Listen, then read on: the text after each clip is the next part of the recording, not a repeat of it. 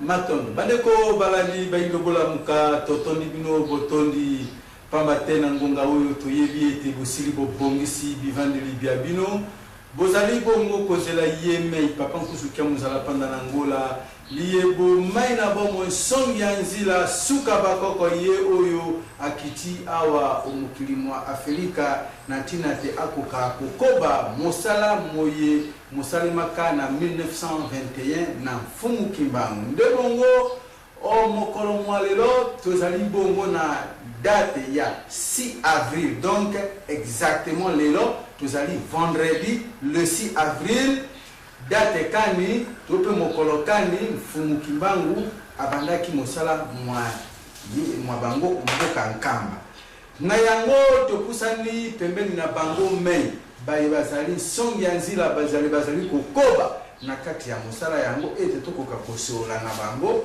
eloko nini biso baindo tokoki bongo kosepela na ntina ya mosala moye mfumu Kimbangu abandaki mwango na le 6 avril. Donc, lelo, vendredi le 6 avril 2012, baindo, basengeli, basepela, selon bango me papa nkusu. Alors, mutu na biso ekozala. Esengeli to sepela pona nini, pe intérêt nini, biso baindo tokozwa, olandela mosala mfumu Kimbangu abandaki na mokolo mwa lelo le 6 avril. Marathon de mingi ndeko na biso lokola no ilondo kwa africain moteti ndika mobeti lokole. Lelo le 6 avril oyo bandeko tokokaki kozala na bisengo makasi pamba te le 6 avril 1921 lelo 6 avril 2012 tozali bongo na 91 ans kobanda mfumu Kimbangu ayaki chiffre 9 toza na kati siko tokoti na chiffre 10 01 mpona tobanda tokoti na etape ya sika to periode ya sika esengo na biso ekozala makasi soki tososoli makasi mokolo yango ya le 6 avril mokolo ya le 6 avril bato bazalaki na bango kotambola kovivre ndenge bazalaki kozalela avant le 6 avril bato bazalaki liloba pe ya pasi ya bayindo ezalaki kolobama kasi le 6 avril 1921 soki tozwi 430 ans ya minioko ya biso bayindo oyo ekokaki kosila na 1921 ete na 1921 tovivre réaction biso peuple congolais pe peuple africain na juste na suka ya période to eleko ya kofuta nyongo na biso mfumu Kimbangu aye mfumu Kimbangu oyo ayaki kobanda mosala na 1921 mosala ya koteya bayindo mosala ya kosala makamuseli epai ya bayindo esalemaki te le 6 avril abikisa bongo mamanki ya tondo na nguya pe bokasi ya tata mokeli oyo akelaki likolo na se na mabongisi ma ya bongisaki pe atieki yango na kati ya mfumu Kimbangu oyo na mokolo mwango abandaki mosala moye mokomema biso bayindo na lobiko lozali nini pamba te bato basengeli koyeba moto akobikaka bobele oyo azali na pasi moto azangi pasi akoki kobika te soki tolobeli lobiko elingi koloba pasi moko ezalaki na yo mikakatano moko ezalaki na yo mingi mpenza oyo ezali kokumba na liwa na minioko nde bongo kokangolama na pasi wana nde okoki koloba ete na biki to nazwi nzela ya lobiko moto akangami na boloko soki akobima na boloko alobi abiki moto pe aza kobela po akende na liwa soki bokongo mosili alobi mabiki lolenge wana moto pe bakani koboma ye soki batiki ye alobi mabiki donc lobiko eza na lolenge loye wana na motindo wana lokola biso bayindo tokangabaki na bowumbu ya mindele baza konyokola biso tozalaki baesclave na bango ete sango ya sika ya kolamusa makanisi na biso eyei omoni esika wapi nzela lobiko na biso emonaneli pamba te sikoyo tozali toye koyeba lobiko par rapport ya ndenge mondele akoselaki biso sense ya lobiko pamba te mondele akosi bayindo lobiko na kokende likolo akosi lobiko na bomoi ya seko alobi te bayindo bakozwa bomoi ya seko bayindo bakokende likolo nzoka oyo wana ezalaki lokuta pamba te kobutwa likolo ezali komata na lolenge ya kokende boye te kasi komata na lolenge ya bokasi na lolenge ya bonene ya moto na lolenge ya valeur ya moto ndakisa soki balobi ndeko lobola lo ilondo akoma mutu munene na kati na mboka oyo tone teni akoma mutu munene akoma munene to akoma mutu munene mais asa mutu monsieur babika akomi mutu munene c'est akomi na valeur ya makasi koleka omoni kasi liko le bateke avimbi kwa ya munene omoni Voilà, ma binga na rhétorique. ndenge wana pe bakoki koloba te oyebi te moto wana amati lingandi amata atikala susu na niveau oyo te est-ce akoma kotambola na mopepe akoma kotambola na mapapu te amata elingi koloba na niveau ya bozwi na ye na niveau ya valeur na ye azali lisusu na lolenge oyo bino baninga kozaleli te ye akomi likolo na bino kasi atambolaka likolo mitu na bino te me akomi likolo na bino na lolenge ya bozwi na lolenge ya swat mayele na lolenge oyo nyonso Donc sur le plan social, aza likolo na bino mais amata na lola. amati lola te amati bongo te amati mpe likolo na lolenge kaka ya socialité kasi na lolenge mpe ya valeur na lolenge ya représentation osomona Na lolenge ya kati na ye.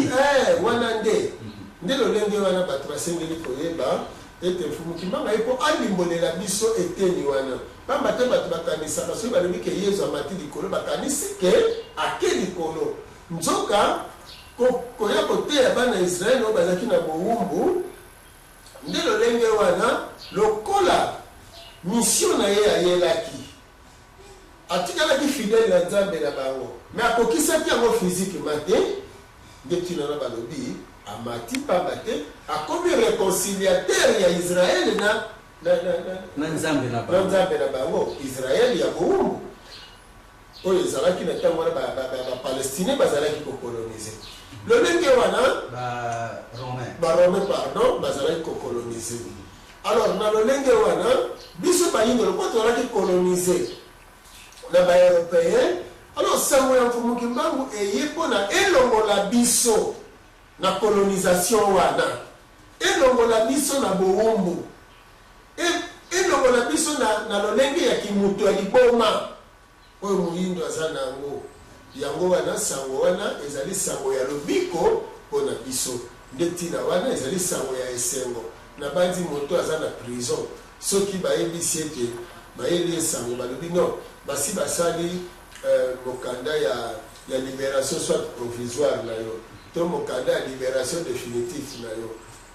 définitive na yo na tuni sango wana mpona ye eza sango ya mawa to sango ya esengo eza sango ya esengo sango ya lobiko ndenge wana mfumuki mbanga yeli biso sango ya lobiko sango ya esengo mpo ayebisi biso bowumbu na biso esengeli bongo kosila omoni mundele bazo reconnaître yango wana de 6 avril ekokaki na bayindo soki basosoli yango ezala mokolo na bango ya kosepela makasi pamba te mokolo oyo bayokaki lisolo mpe bayokaki mongongo ya tata mokeli elobi na bango mayi basengelaki bongo koyeba yango wana ndeko na biso lokola lo ilondoko ya africain biso siko tokoti na masolo na biso lokola mfumuki mbango na mission ayelaki po etakangola biso bakangaki ye batie na boloko kasi bakangaki sango te nde lolenge wana sango wana tosengeli koyeba ete ntango toza koyebisa bato bandeko na ngonga oyo tozali na ntango ya mfumuki mbango eleko oyo moto ayela bino te oyo te lisole te periode oyo tozali mpe ya bayindo ozali periode ya mfumuki mbango kobanda 1921 90 ans oyo nyonso eutaki koleka ezalaki processus mpona emema biso na libération alors sikoyo tokei na eteni ya libération spirituelle oyo ezali te elembo ya bonsomi na biso mpe ya bokoko na biso yango tolobi bino bandeko bozolanda biso boma nanu sentiment na yo ozalaka nango ya religion na yo okenda kokota oyo ya bowumbu wana boma nanu sentiment na yo ya politike okendeki kosala ya bowumbu wana zonga congolais mpe africain na ngonga oyo mpo makambo toza kosolola etali bomoi na biso mindele bino boza komona bango lokola mai baza kosalela biso ezali ya malamu biso tokota nanu na masolo na biso pamba te bango mpe ntango basololaka masolo ya bango spiritualité na bango nde eza kokamba bango mpe eza koyebisa bango mai basengeli kosala mpe bongo koyeba mpe kobongisa mpona avenir na bango lelo mpe eza lolenge moko kasi bomitika te botambola na nzela oyo bozozanga koyeba kotambola ekozala malamu te yango wana po tokoka kobanda toza na buku awa ido numéral le monde ata ekomi mazaza kasi likambo te tata okotangela biso les états qui ont remplacé le royaume donc tozali na mokanda moko awa vraiment ekomi mpenza elobi bamfumu mazaza mpenza alors balobi awa tokobanda eteni wapi mfumu les états qui ont remplacé le royaume. Voilà. Les états qui ont... Ok. Les états qui ont remplacé le royaume... Le pape Jean-Paul II. Les états qui ont remplacé le royaume se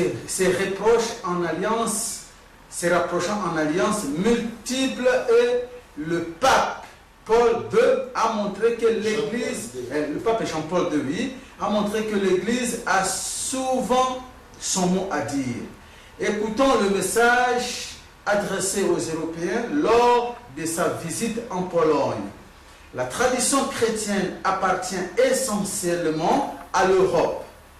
Et le christianisme est une des forces qui firent l'Europe, sa civilisation et sa culture. Le christianisme doit s'engager à nouveau dans la formation de l'unité spirituelle de l'Europe. Les peuples, raisons économiques et politiques ne sont pas... Les seules raisons économiques et politiques ne sont pas en mesure de le faire.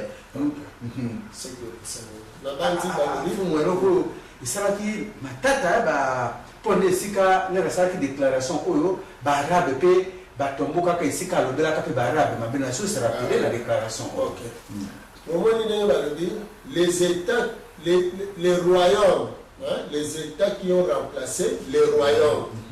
Donc les ala qui liboso nini ba royaume. Ba royauté. Les ala qui remplacé na nini na ba état. Omoni. Donc Europe les ali boye les ala qui liboso ba royaume. Et comme ba état né. Comme ba état. Sikoyo eza ko se rapprocher ndenge balobi wana na ba alliance ebele. Alors christianisme oyo ezali spiritualité na bango azali na rôle monene ya ko jouer ya ko sala pona rapprochement spirituel, unité spirituelle ya Europe. Balobi bien unité spirituelle de l'Europe, parce que ce même christianisme est la force de l'Europe. Il y a un monde où des civilisations le christianisme est renforcé l'unité à la royauté. Alors que Bishop Lelo, Tozali na ancien royaume, donc Baïta ou Tozali na Yango Lelo, est remplacé par les anciennes royautés. Parce que Tozali na royaume na vampire na Bishop. Vous savez mon Sikoyo. Sikoyo. Oui, vous comptez en tout cas, vous voulez dire, si la pensa en malin, on peut déclaration, il n'y a pas que le pape Jean-Paul II en Pologne en 1979. Donc c'est clair que les cas qui, les États qui ont remplacé les royaumes se rapprochent en alliance multiple et le pape Jean-Paul II a montré que l'Église a souvent son mot à dire. Écoutons le message adressé aux Européens lors de sa visite en Pologne. La tradition chrétienne appartient essentiellement, ce n'est pas l'humanité, essentiellement à l'Europe. La tradition chrétienne appartient essentiellement à l'Europe et le christianisme est une des forces qui firent l'Europe, sa civilisation et sa culture. Donc, au moment si na eteni ya christianisme oyo ezali force ya Europe oyo eza kopesa yango civilisation pe culture, Europe nene christianisme oyo ezali force ya baeuropéen, yango wana baeuropéen bakosala makasi soki okangi kuna mosika po ete basangana lisusu makasi. Yango wana soki baeuropéen bozoka pa penenga zolongola soki christianisme ezali essentiellement ya baeuropéen, soki ezali force ya baeuropéen, est-ce que islam ezali force ya barabe te? Barabe eloko nini ezosangisa bango eza islam te? Omoni alors baasiatique eloko nini ezosangisa bango eza bouddhisme te? Sikoyo baafricain eloko nini ezosangisa bango? Yango wana sikoyo okomona te tozongi na 1921 maimanekaki na 1921 oyo la passion de Simon Kimbangu ezali buku Gilles Chaumet akomaki mundele sikoyo ndeko na biso okotangela biso ntango baza kosambisa Fumu Kimbangu na keleke mituna bazalaki kotuna ye mpe tokozwa réaction ya baye bazalaki na ntango wana bokotanga kaka keleke mituna oyo botangi awa bobandi awa ti awa nsima boye totanga attitude ya bandeko oyo bazalaki bozala mwana mbango mokanda ya Gilles Chaumet mundele bandeko na bomoni yango awa donc oyo yango oyo nakanisi ndeko ngala si abendeli biso yango kuna mundele akomaki yango yeyo matondo mingi mukanda yango pe yango oyo. Donc esalemi kutu na édition ya église kimbangiste seki donc yango wana matondo. Ok, toyoka ndenge mfumu alobi mfumu Kimbangu baza kosambisa ye na 1921. Ses réponses sont nettes au commandant des Rossi qui lui demande: es-tu le Mvuluzi le prophète? Il répond oui. As-tu ressuscité la mort? Oui. Comment as-tu fait? Dieu m'a inspiré. Ok. Oyo kinanga lobi batuni oza mobikisi prophète mobikisi alobi oui ingeta nazali mobikisi osekwisaki bato alobi ingeta nasekwisaki bato batuni ye lisusu osalaki lolenge nini ye alobi nzambe nde apesaki ngai nguya wana nzambe nde apesaki ngai bokasi wana nzambe nde asalaki na kati na ngai. Donc tata mokeli ntango alobi Dieu m'a inspiré elingi koloba tata mokeli nde asalaki na kati na ye. Alors na kati ya mayemoso malekaki na 1921 yikisikisiki na bango makambo ya Fumu Kimbangu ezalaki kokumba biso na esika nini likanisi clé ya lobiko ya bayindo na kati ya message ya Fumu Kimbangu ezali nini toyoka kaka baye bazalaki awa attitude ya moko ya baye bazalaki na Fumu Kimbangu ntango baza kosamba wana tokende kotanga. Un autre prévenu a une attitude que l'avenir colonial belge qualifie de révoltante. Il a osé interpeller lui-même le juge en plein tribunal et lui a demandé la raison pour laquelle on interdisait aux Africains d'avoir leur Dieu, leur prophète, leur Bible, alors que les Blancs ont les leurs. Le juge indien a levé l'audience. Ah!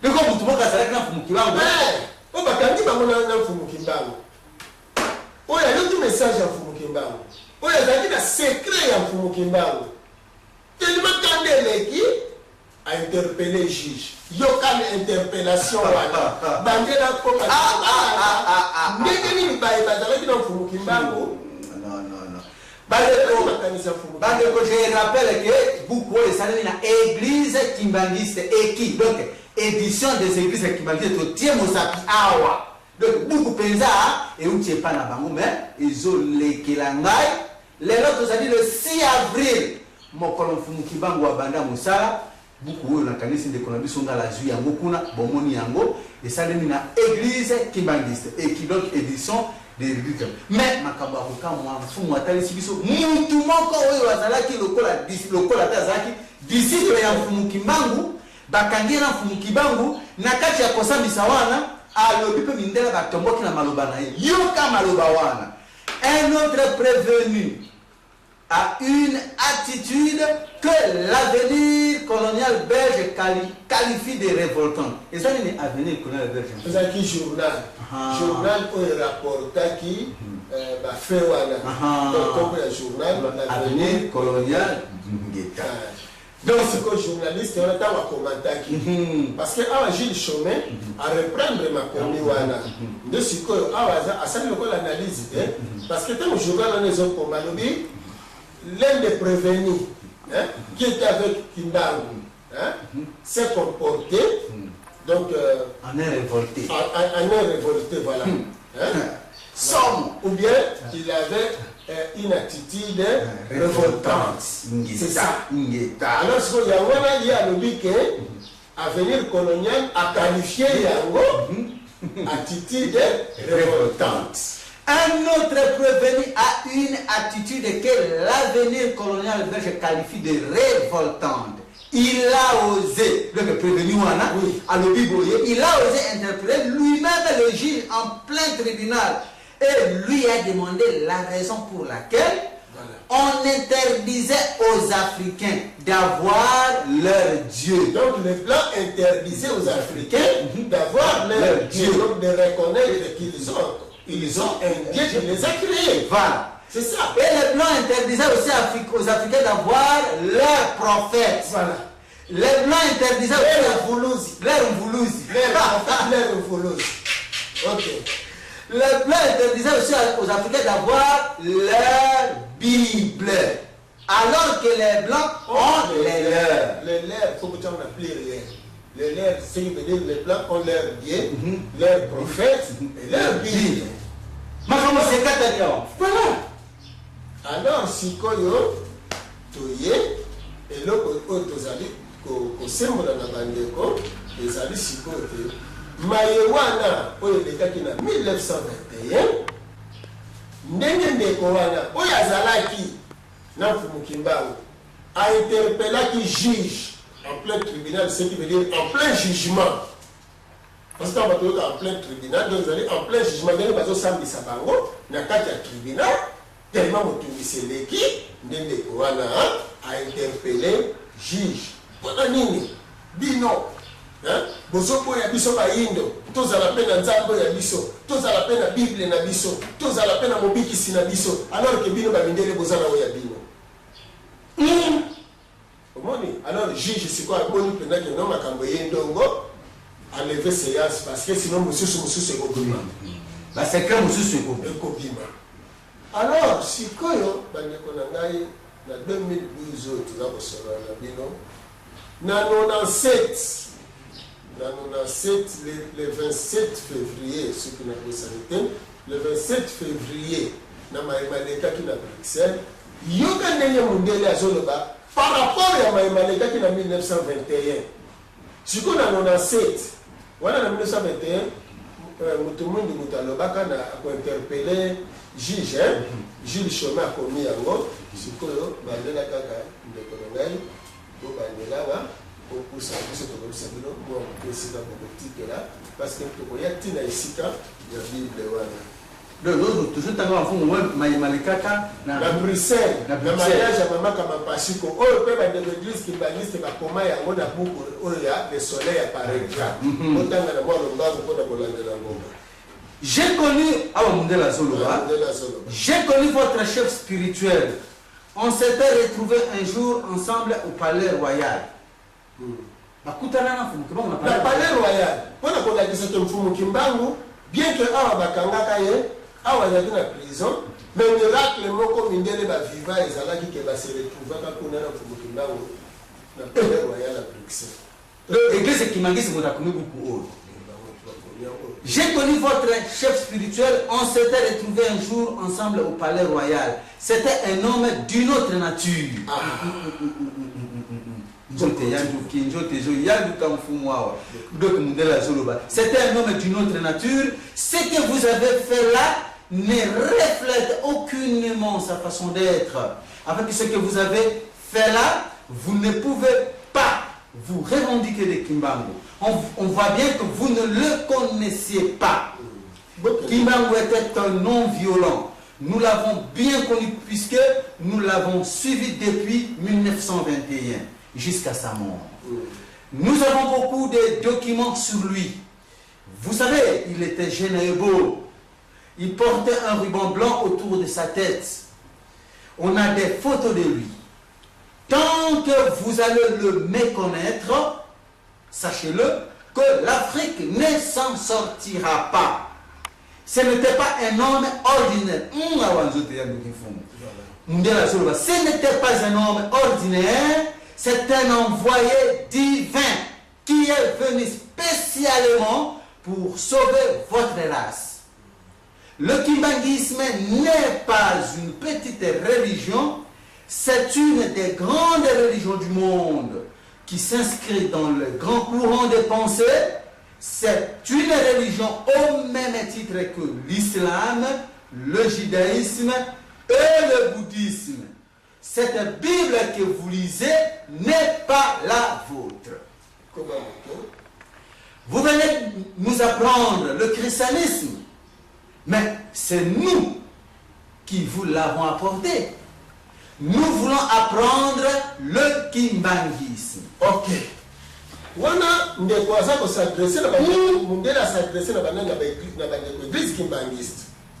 Alors il faut mutimbangu azalaki te mutu ya pamba. Donc ce que azalaki ordinaire te lingo bazalaki extraordinaire. Donc il y a nature mususu bien. Voilà, nature mususu. Azalaki simple mutu te mais un envoyé divin qui est venu spécialement, ce va dire spécialement, uniquement. Donc c'est un homme spécial, envoyé spécial.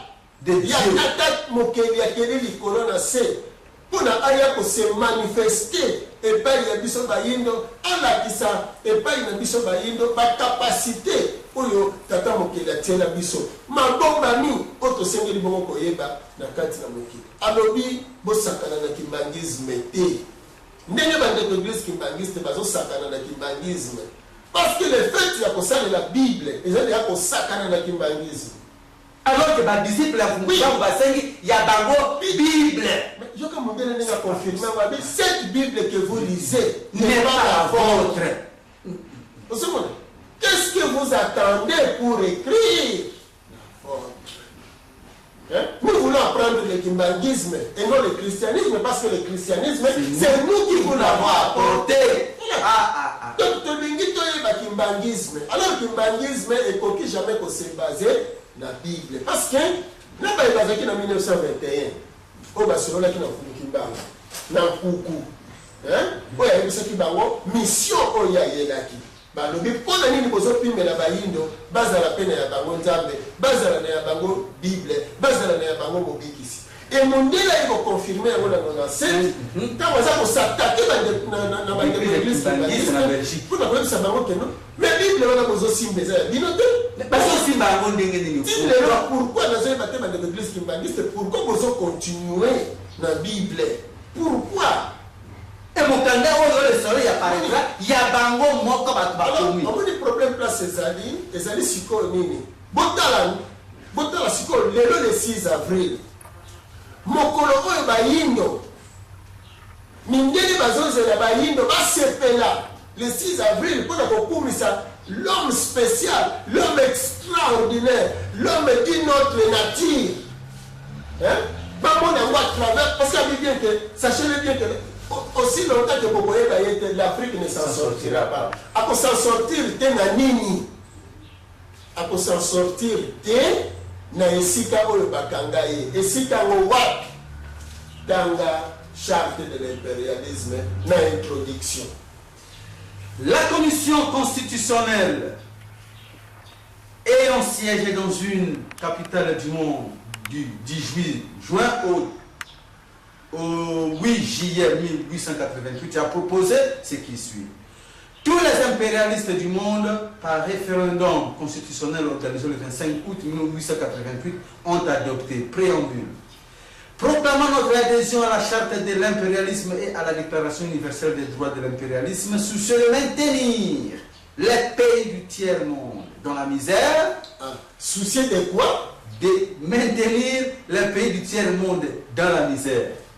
Vous traduire souci ya kokanga bayindo mpe kovandisa bango libela na kati ya poloko ya nini ya bobola ya pasi ozomona leur maintenir ce qui veut dire bavandisa kaka na lolengo oyo wana lolengo yango nini botanga la misère, la division, les guerres, la confusion et l'anarchie, affirmant notre détermination politique, économique, sociale et culturelle de nos pays en vue de mieux les exploiter et les piller. Donc, pour bayindo babima na pillage ya mindele, pour bayindo babima na kati ya misère oyo bavandisa bango, pour bayindo babima na kati ya badésordre oyo baza nango, na kati ya baguerre, na kati ya badivision, na kati ya koswana na kati ya komilela. Pour s'en sortir na biloko oyo nyonso esengeli bayeba nani mundele krano. Siko mfumo ba mundele pe ba memela biso ba école na ba hôpital. Yango pardon papa comme mangana na piste wana te. Parce que ce qui m'a cambo les araki malade balobi awa pona ko maintenir biso na misère na souffrance. Ce qui veut dire même l'école va salir awa, même ba ONG ye awa. Nyonso ezali pona baba maintenir, ezali ba moyen pona ko maintenir biso na kati ya misère et souffrance. Même ceux qui ont une organisation ya droit de l'homme.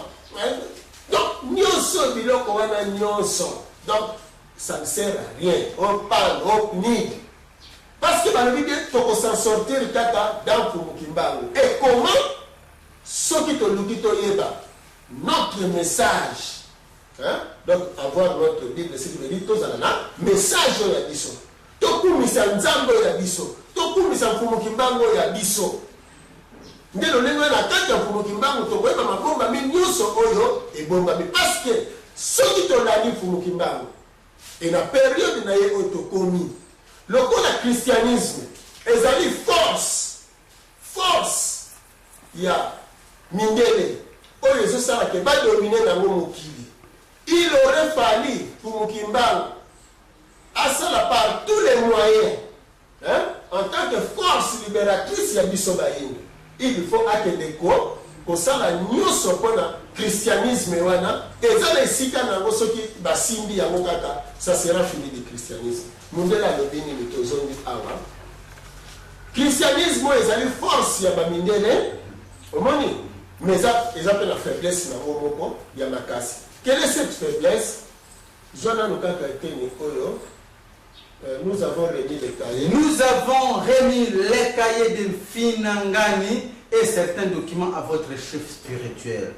Vous devez vous en imprégner. Le monde vous attend. Ah, le monde attend le kimbangisme. Qu'est-ce que le monde attend? C'est le kimbangisme. Continue. Finangani de l'Info. Finangani azalaki moko ya secrétaire à Fumukimba. Donc le col a mindé la botola kaba biloko nyonso des secrétaires boko na bango moi que biloko document ba ponaka ba triaki après c'est le chef spirituel l'ancien chef spirituel n'a pas d'engagement. Vous devez mabomba miabiso ebele ezali kule pa na bango. Vous devez vous en imprégner. Le monde vous attend. Vous devez connaître votre histoire. Donc, il faut voir l'histoire de Bino. Il y a une classe et bomi biso. La classe de l'hôpital, na classe histoire de classe, donc il faut connaître une autre histoire. Vous devez connaître votre histoire. Regardez-nous. Pourquoi la publication s'oppose à des manuscrits de la mer morte? Le document original, pourquoi nous Pourquoi la publication s'oppose? Pourquoi on s'oppose à la publication des manuscrits de la mer morte sur les Esséniens? Eh bien, continuez. Bon, voilà, eh bien, parce que le jour que cela sera publié, il s'en sera fini du christianisme. Parce que dans l'histoire, il y a des Esséniens. Dans les manuscrits, on va tenir qui commande la mer morte sur les Esséniens. On va tenir qui commande le véritable fils de Dieu, les Alaki Banani. On va tenir qui commande Jésus. Atangelaka et pas il y a des seigneurs pour comme maître au kuna ndenga kendeki na mbota na bango kuna ndenge nini christianisme et fabrica ba makambo ya makambo poto kende musika mingi penza te lokola autant de secret ya manuscrit ya mer morte balobi ke mokole ko bima ça sera fini le christianisme et c'est qui va découper balandango voilà Ndekongala pesa biso élément oyo ya Jésus, le mystère de Jésus.